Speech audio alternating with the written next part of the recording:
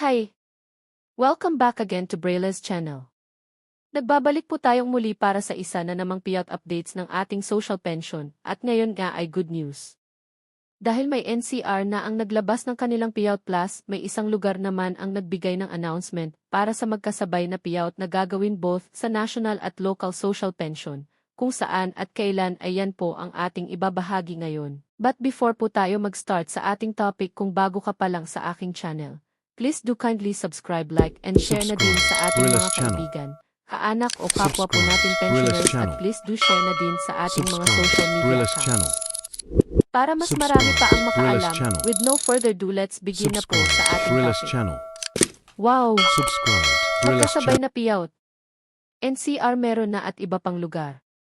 Local at national social pension payout updates as per schedule from June 25 hanggang July 10 of year 2026.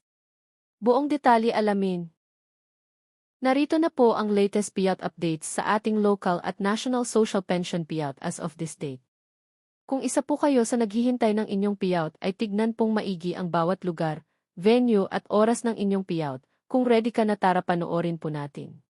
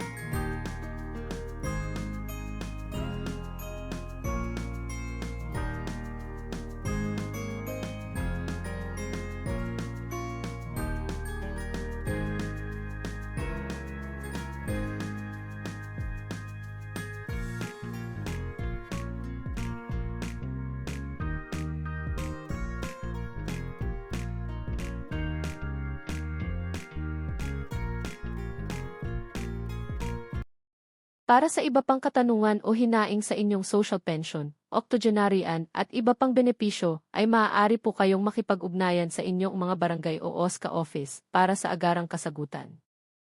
That's it.